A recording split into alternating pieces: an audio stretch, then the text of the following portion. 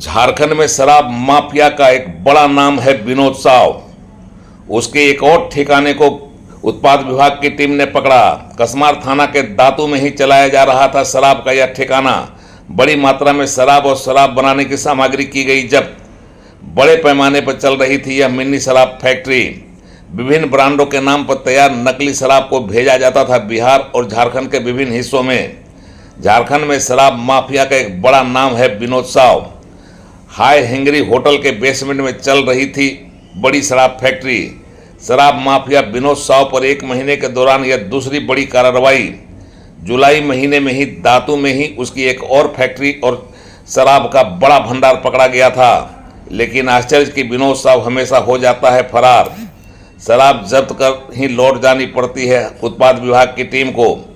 विनोद साव आखिर क्यों नहीं पकड़ा जाता, बड़ा सवाल। शराब माफिया विनोद साव के फरार हो जाने के पीछे की क्या है कहानी?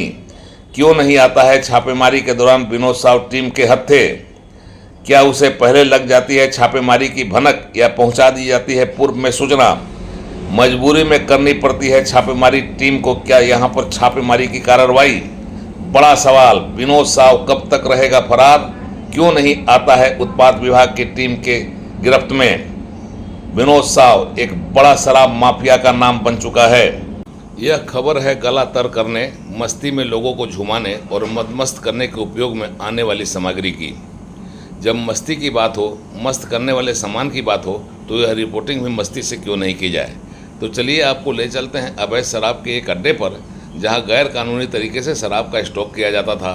तरह तरह के ब्रांड की शराब बनाई जाती थी और मार्केट में खपा कर पौ बारह किए जाते थे।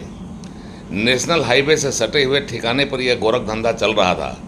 बड़े पैमाने पर चल रहा था और मज़ेदार बात तो यह है कि इसकी भनक तक किसी को नहीं थी, या फिर इस गुपचुप तरीके से यह काम हो रहा था कि किसी को भी इसकी भनक नहीं लगे, या फिर यह काम इस तरीके से किया जा रहा था कि सभी का सहयोग था, और सहयोग था तो आंख रहते हुए भी कोई उधर देखना नहीं चाहता था। बहरहाल आंख है तो कभी न कभी दिख ही जाएगा। ऐसा ही हुआ इस गोरख धंधे को लेकर।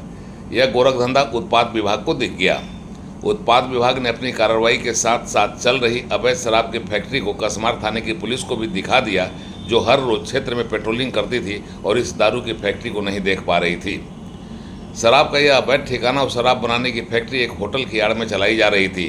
दांतू गांव में चल रही इस फैक्ट्री के स्थान को अगर देखें तो नेशनल हाईवे से सटे हुए हाई हेंगरी होटल में बड़े पैमाने पर शराब का निर्माण, उनका अवैध कारोबार का यह मामला अवैध तरीके से चल रहा था।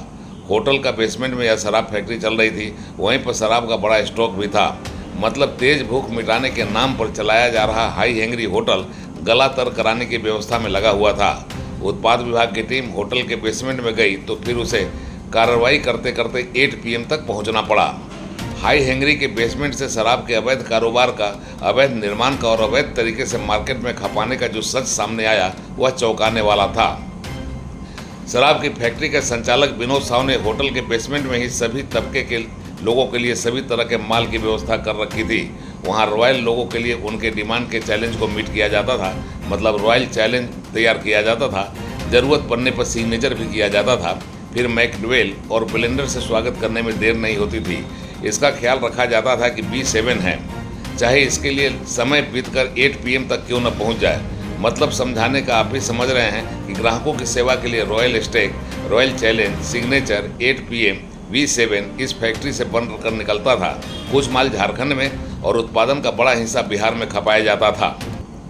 बिना तय मानक की बनी इस तरह के शराब का सेवन स्वास्थ्य के लिए अहितकर ही नहीं, जानलेवा भी हो सकता था। लेकिन किसी का स्वास्थ्य बिगड़े, जान जाए, उससे क्या। अपनी तिजोरी भरनी चाहिए और तिजोरी का एक बड़ा हिस्सा आंख मूंदने वाले तंत्र तक भी पहुंच जाना चाहिए। इसी मूल मंत्र सिद्धांत के आधार पर हाई हेंगरी में शराब बनाने का यह धंधा चल रहा था, फल रहा था, फूल रहा था। हाई हेंगरी के बेसमेंट में आइकॉन की व्यवस्था भी थी। यह सारा काम कोई अकेले का नहीं था, इसमें B7 लगे हुए थे। बोकारो के उत्पाद विभाग को इस शराब फैक्ट्री की जानकारी मिली। यह जानकारी इसलिए भी महत्वपूर्ण थी क्योंकि यह उस इलाके में फैक्ट्री चल रही थी जो झारखंड के उत्पाद मंत्री का विधानसभा का क्षेत्र है। फैक्ट्री के बारे में मिली जानकारी सटीक थी। इसके आधार पर कसमार थाना अंतर्गत दांतू गांव स्थित NH किनारे हेंगरी होटल के बेसमेंट में छापेमारी की गई। छापेमारी के दौरान वहां भारी मात्रा में अवैध विदेशी शराब एवं नकली शराब बनाने की सामग्री बरामद की गई। प्रारंभिक जांच में यह स्पष्ट हुआ कि इस स्थान पर नकली विदेशी शराब फैक्ट्री का संचालन कुंडोरी निवासी विनोद साव द्वारा किया जा रहा था। यहां अवैध तरीके से विभिन्न नामी ग्रामी ब्रांड की नकली विदेशी शराब तैयार कर बाजार में बेचने की योजना बनाई जाती थी और बाजार में शराब को खपाया भी जाता था। छापेमारी में विभिन्न ब्रांड की शराब की पेटियां, बोतलें तथा बड़ी मात्रा में तैयार रंगीन शराब जब्त की गई है। जब शराब में B7, 8 PM, iconic, BP, blender pride, McDowell number 1, signature, royal challenge, royal stag के अलावा लगभग 800 लीटर तैयार रंगीन शराब भी बरामद किया गया है, जो सारे के सारे नकली बताए जाते हैं। इस छापेमारी के दौरान कुल 158 पेटी, 4104 बोतल, 2212 लीटर शराब जब्त किया गया है। टीम ने शराब बनाने की सामग्री भी किया है जब्त। इस छापेमारी के दौरान शराब की पेटियों के अलावा विभिन्न ब्रांड के स्टिकर, ढक्कन, खाली बोतलें एवं कैरेमल रंग मिलाने का रसायन भी बरामद किया गया है। यह सभी नकली विदेशी शराब बनाने में उपयोग की जा रही सामग्री थी। मामले में टीम ने अभियोग दर्ज कर दिया है। विभाग आगे की जांच कर रहा है और अन्य आरोपियों की संलिप्तता की भी पड़ताल की जा रही है। उत्पाद विभाग को यह बड़ी कामयाबी मिली है, लेकिन इसी के साथ सवाल यह है कि नेशनल हाईवे जैसे बड़े राह पर इस तरह का अगर धंधा चल रहा है तो यह उत्पाद विभाग की भी कहीं न कहीं अनदेखी का नतीजा हो सकता है। उत्पाद विभाग की लापरवाही भी इससे साफ साफ झलक के सामने आ रही है। बोकारो से उड़ान लाइव की एक्सक्लूसिव रिपोर्ट।